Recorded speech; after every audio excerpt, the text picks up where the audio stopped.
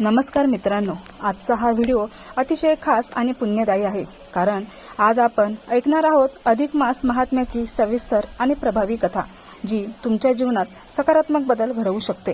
कारण असे मानले जाते की अधिक मासातील ही कथा ऐकल्याने पापांचा नाश होतो, मनःशांती मिळते आणि भगवान श्री विष्णूंची विशेष कृपा प्राप्त होते। म्हणून व्हिडिओ सुरू करण्यापूर्वी व्हिडिओला लाईक करा, चॅनलला सबस्क्राइब करा आणि बेल आयकॉन दाबायला विसरू नका, जेणेकरून अशाच धार्मिक कथा तुमच्यापर्यंत वेळेवर पोहोचतील। चला तर मग पूर्ण श्रद्धा आणि भक्तिभावाने व्हिडिओला सुरुवात करूया। एकेकाळी नैमिषारण्य या पवित्र वनात अनेक ऋषीमुनी एकत्र बसले होते। त्या ठिकाणी वातावरण अत्यंत शांत, पवित्र आणि भक्तिमय होते। सर्व ऋषी ध्यान, जप आणि यज्ञ करत होते। त्या सभेत महान ज्ञानी सूतजी महाराज उपस्थित होते। ते वेद पुराणांचे ज्ञाता आणि सर्व शंकांचे निरसन करणारे होते। तेव्हा सर्व ऋषींनी सूतजींना नम्रपणे विनंती केली की, हे सूतजी महाराज, आपण आम्हाला असा एखादा उपाय सांगा की ज्यामुळे कलियुगातील साध्या माणसालाही सहज मोक्ष प्राप्त होईल। या युगात मनुष्य अज्ञानाने भरलेला आहे, त्याला वेद शास्त्र यांचे ज्ञान नाही, तरीही त्याला भगवंताची कृपा कशी मिळेल? सूतजी महाराज हसले आणि म्हणाले, हे ऋषीगण, तुमचा प्रश्न अत्यंत कल्याणकारी आहे। याचे उत्तर भगवान श्री विष्णूंनी स्वतः दिले आहे। एक विशेष महिना आहे जो अधिक मास किंवा पुरुषोत्तम मास म्हणून ओळखला जातो। या महिन्याचे महात्म्य ऐकले तरी मनुष्याचे पाप नष्ट होतात आणि त्याला पुण्य प्राप्त होते। हे ऐकून सर्व ऋषी अधिक उत्सुक झाले आणि म्हणाले, हे महात्म्य सविस्तर सांगावे।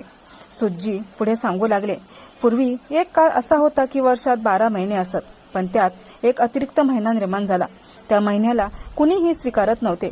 सर्व लोक त्याला मलमास म्हणत होते। कोणतेही शुभ कार्य त्या महिन्यात केले जात नव्हते। त्यामुळे तो महिना अत्यंत दुःखी झाला। तो दुःखी होऊन सर्व देवांकडे गेला। प्रथम ब्रह्मदेवांकडे गेला, पण त्यांनी सांगितले, मी तुला स्वीकारू शकत नाही। नंतर तो महिना भगवान शंकरांकडे गेला, पण त्यांनीही त्याला नाकारले। शेवटी तो महिना अत्यंत दुःखी होऊन भगवान श्री विष्णूंच्या शरण गेला। त्याने रडत रडत प्रार्थना केली की, हे प्रभू, मला कुणीही मान देत नाही। मला मलमास म्हणून अपमानित केले जाते। माझे दुःख दूर करा। भगवान श्री विष्णूंना त्याची दया आली। त्यांनी त्या महिन्याला प्रेमाने जवळ घेतले आणि म्हणाले, हे मास, आता तू दुःखी होऊ नकोस। मी तुला माझे नाव देतो। आजपासून तू पुरुषोत्तम मास म्हणून ओळखला जाशील।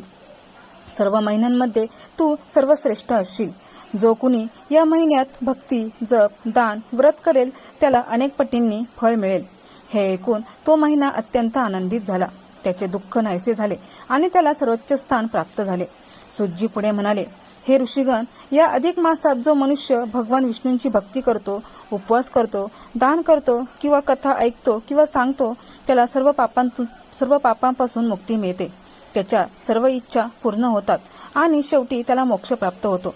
त्यानंतर सूतजींनी सांगितले की या महिन्यात केलेले लहानसे पुण्यही अनेक पटींनी वाढते। जो मनुष्य या महिन्याचे महात्म्य श्रद्धेने ऐकतो किंवा वाचतो, त्याचे जीवन सुखी होते। अधिक मासात केलेली भक्ती कधीही व्यर्थ जात नाही। अगदी गरीब आणि दुःखी माणूस सुद्धा या महिन्यात श्रद्धेने व्रत उपासना केली तर त्याचे जीवन बदलू शकते। या महिन्यात केलेले थोडेसे अधिक पुण्य सुद्धा अनेक पटींनी वाढते। म्हणून प्रत्येकाने अधिक मासाचा आदर करावा आणि शक्य तितकी भक्ती करावी। सर्व ऋषीमुनी अत्यंत आनंदित झाले। त्यांनी सूतजी महाराजांना वंदन केले आणि अधिक मासाचे महत्त्व मनात कोरून घेतले। मित्रांनो, ही अधिक मासाची पवित्र कथा तुम्ही शेवटपर्यंत ऐकली, यासाठी तुमचे मनापासून धन्यवाद। असे मानले जाते की ही कथा पूर्ण ऐकल्याने भगवान श्री विष्णूंची विशेष कृपा आपल्या जीवनावर होते। जर तुम्हाला हा व्हिडिओ आवडला असेल तर आत्ताच व्हिडिओला लाईक करा, आपल्या कुटुंबियांसोबत आणि मित्रांसोबत शेअर करा आणि अशाच भक्तिमय कथा ऐकण्यासाठी चॅनलला सबस्क्राइब करा आणि बेल आयकॉन नक्की दाबा आणि कमेंटमध्ये जय श्री पुरुषोत्तम मास नक्की लिहा।